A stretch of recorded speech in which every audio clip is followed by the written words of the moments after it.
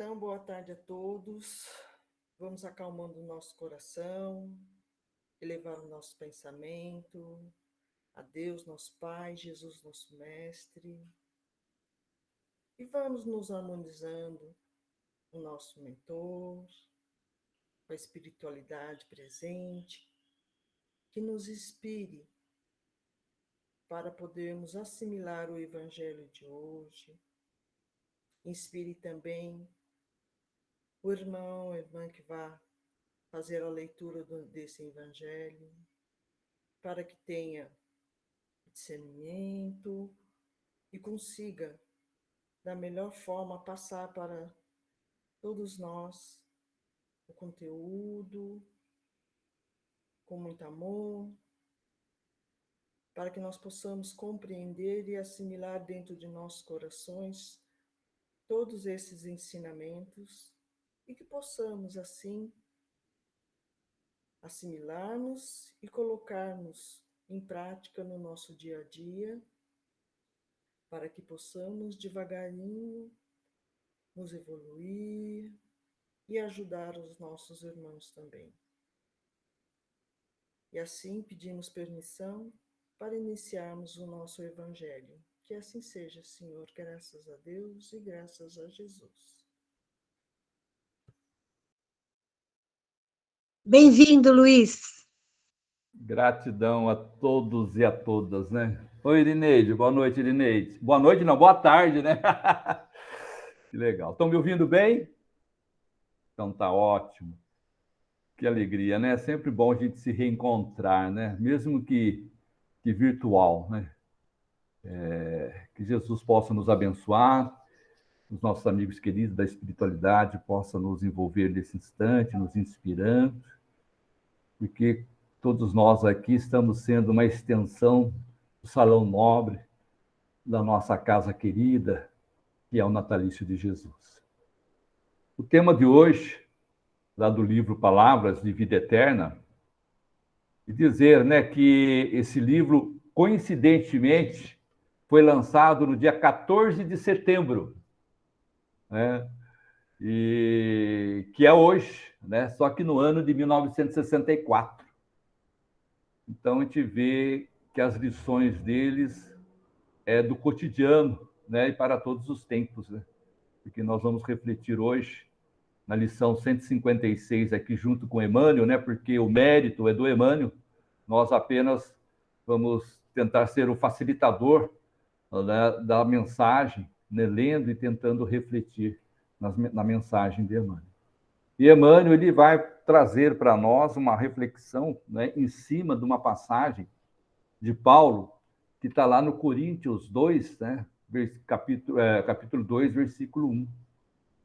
E lá, essa frase, digamos assim, né, ele destacado por Paulo, diz o seguinte: mas deliberei isto consigo mesmo, não ir mais ter convosco em tristeza. Mas deliberei isto consigo mesmo, não irei mais ter convosco em tristeza. Ou seja, não vou mais estar com cada um de nós em clima de tristeza, e sim em momentos de alegria, né, de felicidade, de paz. E Emmanuel inicia dizendo para nós: cautela com a tristeza. Cautela com a tristeza, capaz de converter-se em lama de fel ou em labareda de angústia no coração. Meus irmãos, minhas irmãs, olha o sentido, né, figurativo, digamos aqui, desta forma com que Emmanuel coloca, falando aí que a nossa tristeza, para que a gente tenha tristeza, para que ela não se torne, não se converta em lama de fel. O que vem a ser lama, né? Alguém aqui já escorregou na lama, já brincou na lama, né?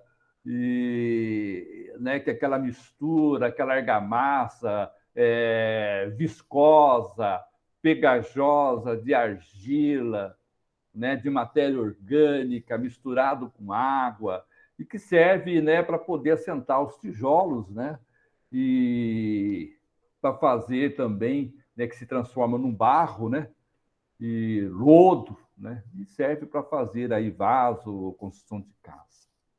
Então, veja bem a colocação de lama, né? E no sentido figurativo, né, nós vamos ouvir, já ouvimos, né, as pessoas falando assim, né, você jogou meu nome na lama, né? Você, com a sua atitude, né, a nossa estrutura do nosso lar, da nossa convivência foi para a lama, ou seja, foi jogado fora, né? Então, o sentido figurado, né? Então, a lama ela tem aquele sentido também de degradação, de vergonha, né? De uma ação vil, de baixeza, de aviltamento. Então, olha só, né, a sabedoria de Emmanuel. E daí ele fala lama de fel. Né? Fel. O que é o fel? O fel é a vesícula, né? Que contém a bile, a substância segregada pelo fígado, fel.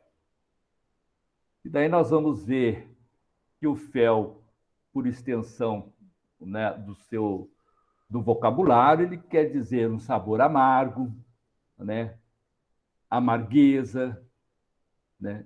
Então, é o sentido, a tristeza, né, nos leva a ter isso daí, né? A gente fica amargo, a gente fica também, muitas vezes a tristeza ela contagia de forma que causa depressão. Né? No sentido figurativo também, uma sensação de amargura, desgasto, agastamento, sentido de repulsão, né? Antipatia, animosidade. Né? Então, duas palavras que Emmanuel emprega que a gente vê que é a lama e o fel. Então, quando a gente, não sei se vocês já ouviram falar, né, que fala assim, fulano está com a bilis atacada, né? Está com um sabor de fel, porque está amarga, ela não quer saber de conversa. E é interessante a gente ver que a gente usa no cotidiano, né? Lá atrás, hoje essas palavras já foram substituídas já por outros sinônimos, né? De forma mais didática, podemos assim dizer, mas que a gente lá atrás nós lembramos disso aí. Né? É um mago, né? Fulano está curtindo a sua bilis, né? A gente já ouviu também esse termo.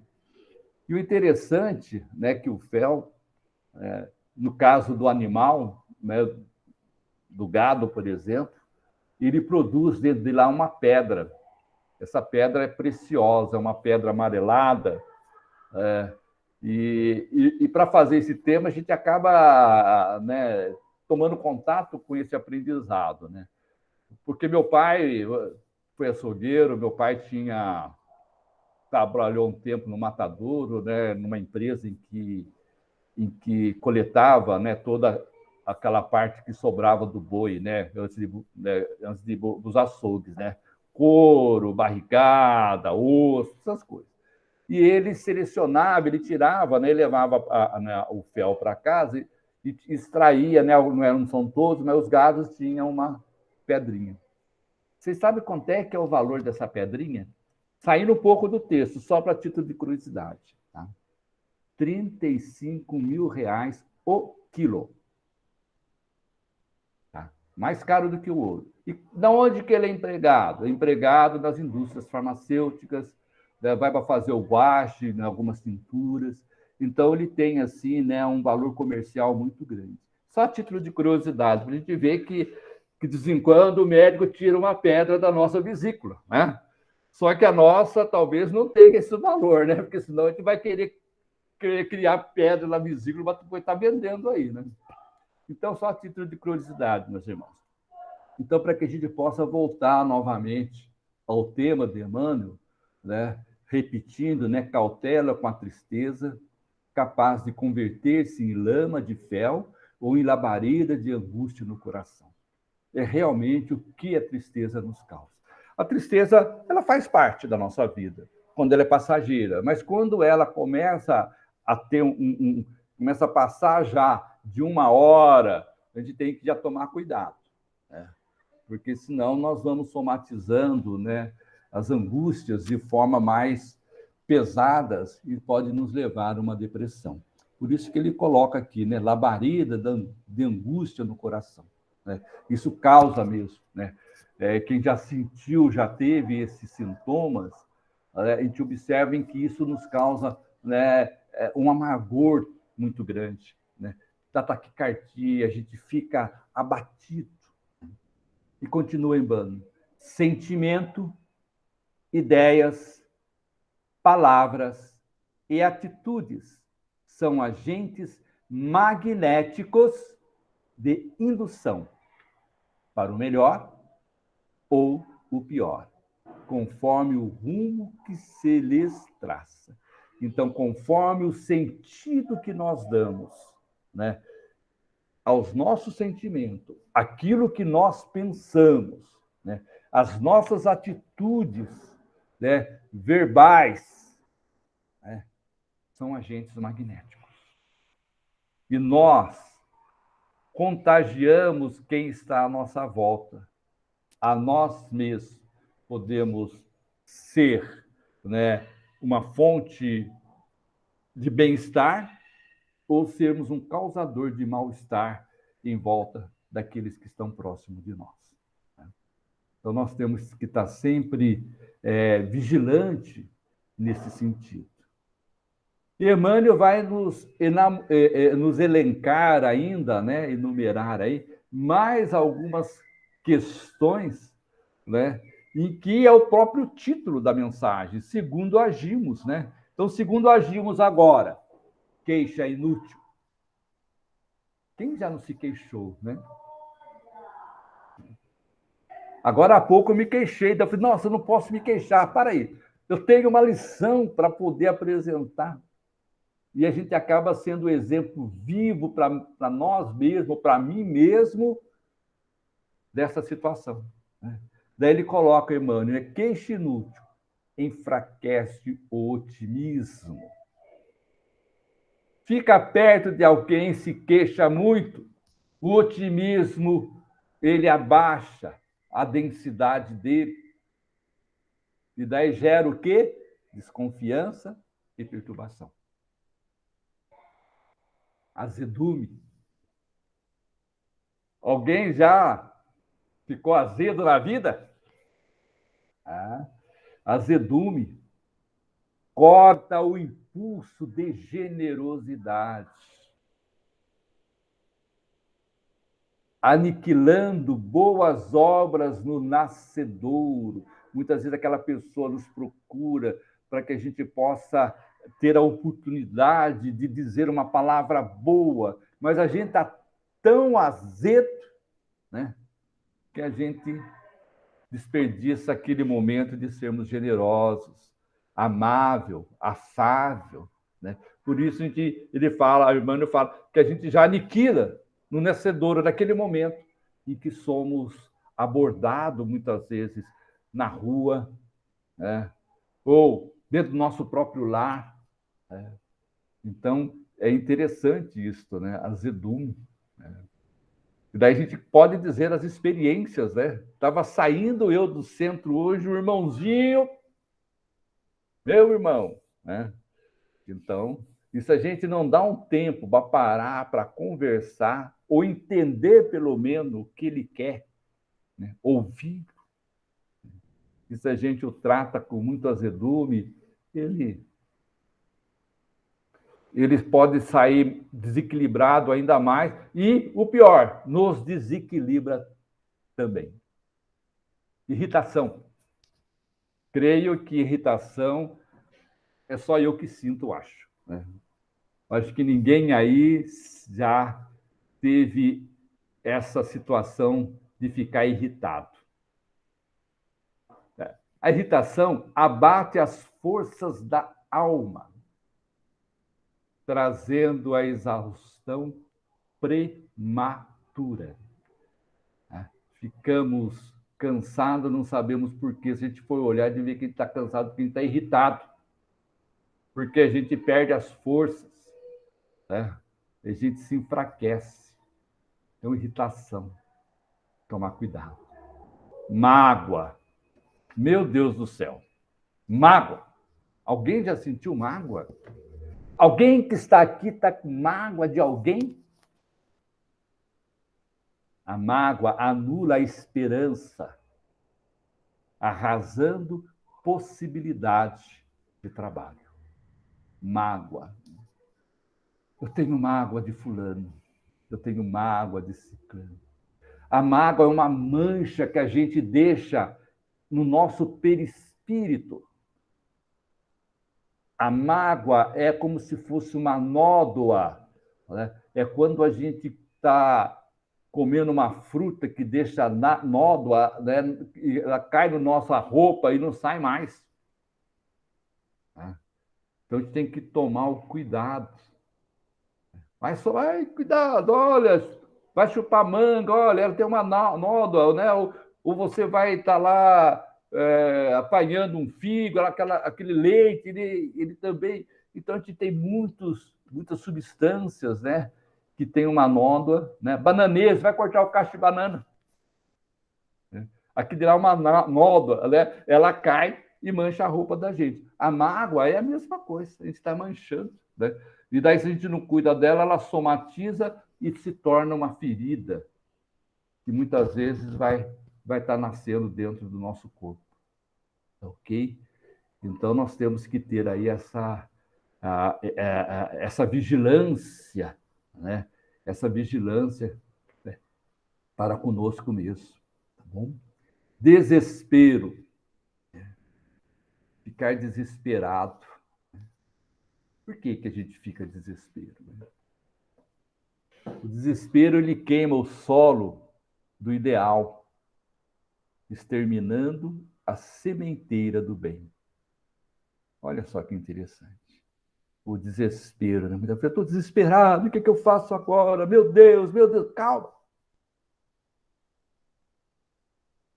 30 segundos, 10, 5 segundos, silencia por 5 segundos. A prece, ela não leva mais do que um segundo. Né? Vamos dizer assim, é aquela brincadeira de criança. Stop! Eu paro e me permito elevar meu pensamento a Deus naquele exato momento. Por que eu tenho que ficar desesperado? E realmente, quando a gente fica desesperado, a gente perde a oportunidade, né, de estar praticando bem, né, de sendo útil. Né?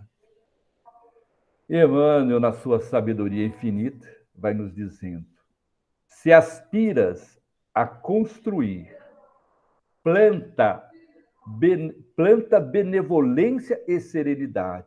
Se nós pretendemos construir algo de útil em nossa vida, vamos começar plantando benevolência e serenidade, entendimento e abnegação na gleba, ou seja, na terra da nossa própria alma.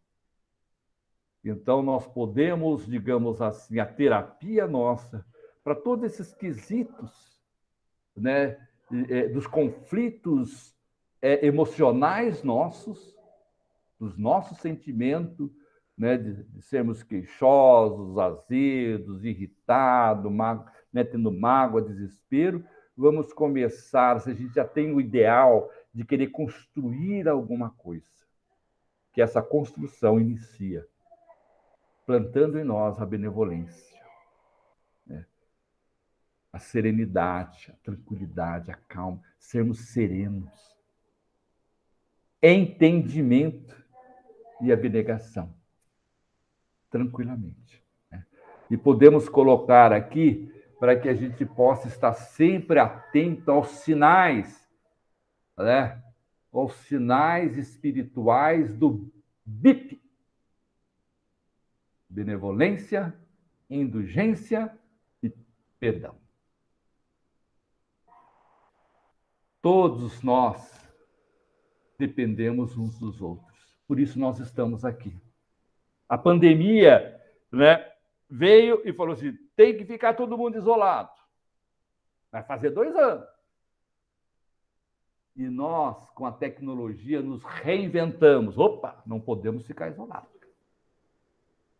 Então, se nós formos olhar lá atrás, os nossos irmãos lá da época lá da peste negra, né, de toda aquela pandemia que viveu os nossos antepassados, não tinham esse recurso. E nós somos beneficiados com esse recurso. Estamos aqui. Porque nós dependemos um dos outros. Né? E esse, né, que Emmanuel coloca assim, na desincumbência dos compromissos que nos competem. Então, esse momento nosso aqui é um momento especial. Porque a gente poderia não estarmos aqui, mas a gente poderia estar, muitos de nós, talvez conseguisse, né, se reinventar, né? Mas muitos de nós ou estaria na frente da televisão, né? Muitas vezes poluindo com os noticiários, que muitas vezes não são saudáveis, ou assistindo algum filme só para dizer que muitas vezes só para relaxar a mente. Né? E muitas vezes nos induz a situações muito de mais tristeza, muitas vezes, de desconforto. Então, meus irmãos, todos nós dependemos uns dos outros. Eu dependo de vocês como vocês dependem de mim. Né? Na desincumbência dos compromissos que nos competem. Quais são os nossos compromissos? É aquele compromisso que Jesus já nos deixou consolidado há 2000 anos atrás, nos dizendo: amar a Deus acima de todas as coisas, amar ao próximo e amar a si mesmo. Aí contém toda a lei, né, e os profetas. Né? Então, nós observamos, né, o que nós temos que trabalhar. Né? Porque nós temos, né, o Evangelho, ele é a nossa... contém os ingredientes para a profilaxia de que nós precisamos, para o nosso tratamento. E é difícil, muitas vezes, aceitarmos, né, os ensinos de Jesus, porque o que Emmanuel está fazendo nessa mensagem? Ele está traduzindo ou colocando, digamos assim, em miúdos, para o nosso entendimento, aquilo que Jesus espera de nós. Para que a gente possa aprender, para que a gente possa vencer a si mesmo. A vida é exuberante. Né? A vida, porém, através de todos aqueles que nos partilham a marcha, reage sobre nós, segundo agimos. A vida. Né? Então, meus irmãos e minhas irmãs, a vida é muito linda. Né? Nós temos que valorizar a nossa vida. Nós estamos aí no mês de setembro, né, que é o mês em que se dedica, né, à reflexão em torno, né, das situações de pandemia, que é o suicídio. Então, para que a gente possa refletir, né, sobre a situação, né? Porque o suicídio, muitas vezes, ele inicia naquele momento de tristeza, né, que nós vimos ali atrás, né, do azedume, da irritação. E muitas vezes quem está à volta não tem um olhar para poder acolher, acudir aquele coração. Porque a dor dele é tão grande em que ele quer eliminar a dor deles, mas não tem a consciência de que a morte não existe. A vida continua. Então, meus irmãos, vale a pena nós investirmos cada vez mais no diálogo fraterno com os nossos irmãos do caminho. Muitas vezes é aquele que está dentro do nosso próprio lar. Estarmos atentos, atenciosos, porque a vida ela é importante para nós, principalmente nesse momento em que nós estamos encarnados. A pandemia aumentou muito o índice de desespero, que levaram muitas pessoas, né, ao autocídio, né, ao suicídio, infelizmente. Jovens, adolescentes, crianças. Né? Então, meus irmãos, nós temos que estar sempre refletindo. E Emmanuel nos traz, né? Porque o que ele fala assim, a vida, né, através de todos aqueles que nos compartilham a marcha, né? Somos nós que estamos aqui, né? A vida nos compartilhando aqui entre nós, né? Ela reage em nós mesmos, de acordo com o que nós agimos. Por isso que nós temos que plantar a alegria, a paz, sermos solidários, fraternos, tá ok? Porque essa reação nossa de benevolência, né, ela vai reagir em nós quando nós a reagimos, atendemos aquele que está à nossa frente. Né? Então, de acordo com o que nós fazemos, né, nós recebemos da vida o retorno. Tá ok? É que Emmanuel nos diz nessa frase. Né? Então, reage sobre nós segundo agimos. Né? Em vista disso, para a execução da tarefa que nos cabe, quantos caminham ao nosso lado? Para a execução das nossas tarefas, né? Tarefa que cada um de nós temos. Quantos estão caminhando ao nosso lado? Olha só aqui, né? Que bênção eu tê-los, né, à minha volta, caminhando comigo. Né? Alguns, né, que ele coloca aqui ao nosso lado apenas colaboram, né? Vocês colaboram comigo, eu também procuro, na mesma extensão, colaborar com vocês na pauta do nosso auxílio, esse auxílio que tem que ser mútuo em nossas vidas, né? Dando-nos isso ou aquilo, do tanto ou na espécie daquilo ou disso que venho a receber. Então, nós estamos, né, numa permuta constante de energias boas, de vibrações, né, que faz parte da nossa vida. Então, meus queridos irmãos e irmãs, nós temos que estar sempre atentos a isso. Nós temos o Sistema Único de Saúde no plano espiritual. É o maior sistema, entendeu? Por quê? Plano espiritual da casa espírita, o SUS da casa espírita está ali no atendimento fraterno, nas reuniões mediúnicas de atendimento aos nossos irmãos que muitas vezes nos buscam. Vocês já pararam para pensar nisso? É. Nós temos o SUS, que é um sistema, né, de saúde do nosso país, e nós temos o SUS espiritual. Essa conclusão não é minha, é do nosso filósofo e querido Peixinho. E ele fala assim, olha só, pensem bem, a rede do SUS espiritual é muito mais abrangente do que o SUS.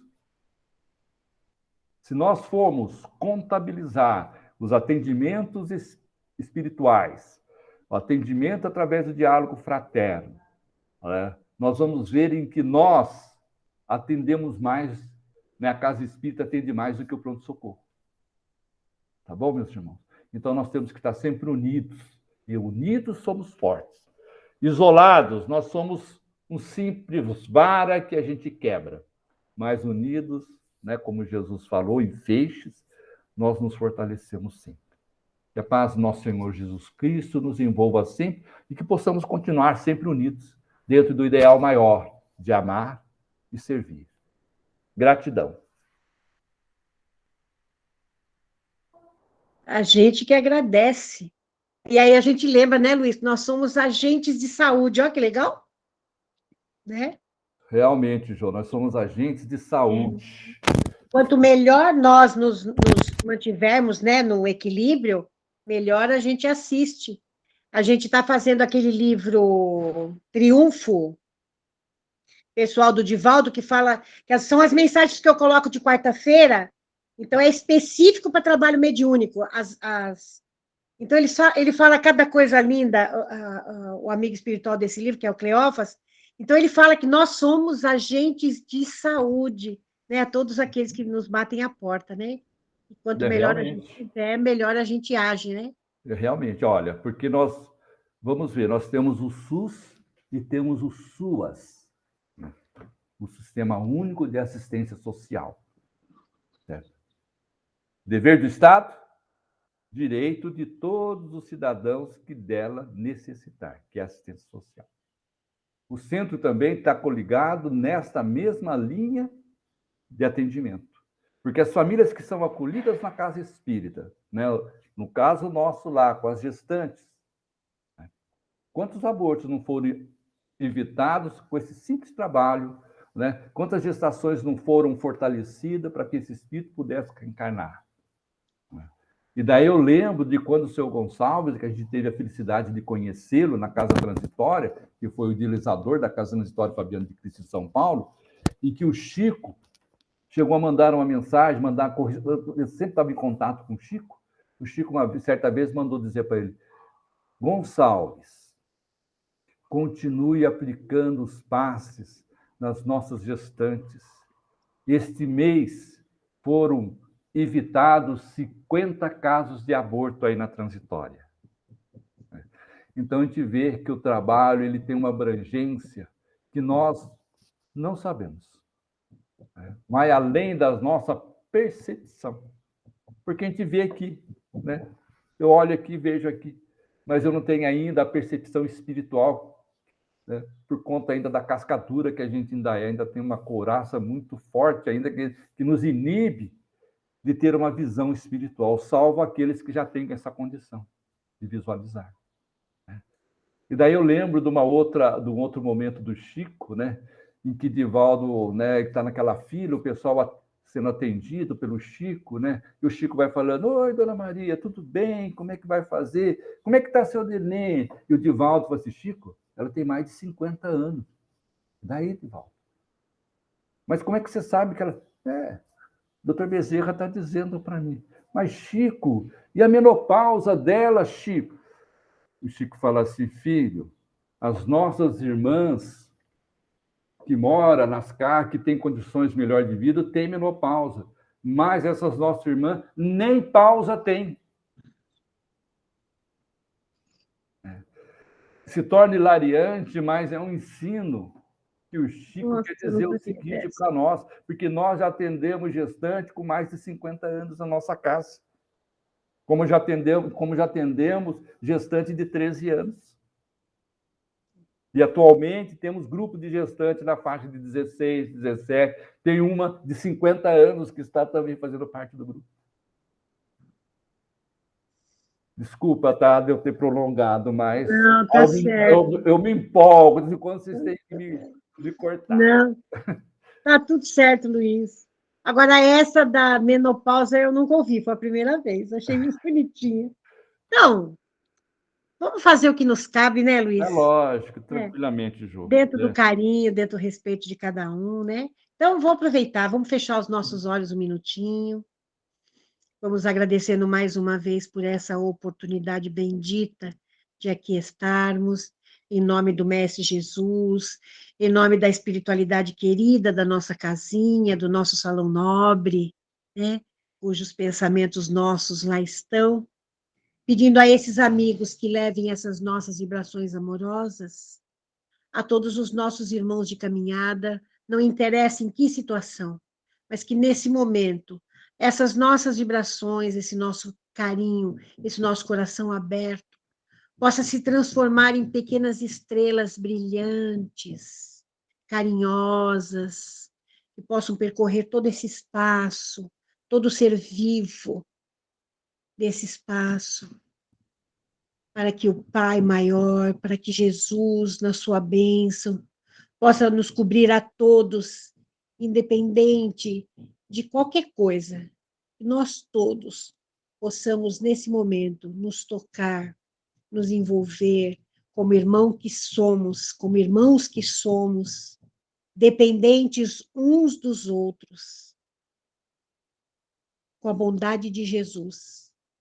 Que essas vibrações cheguem realmente com todo carinho, principalmente nesse mês, a todos os nossos irmãos com ideias suicidas, a todos os nossos irmãos que infelizmente cometeram esse ato difícil, para que sejam amparados, para que sejam colhidos, para que sejam envolvidos por essas bênçãos, né? E possam resolver as suas dificuldades da melhor forma possível, pedindo principalmente aos seus familiares, aos seus amigos, né?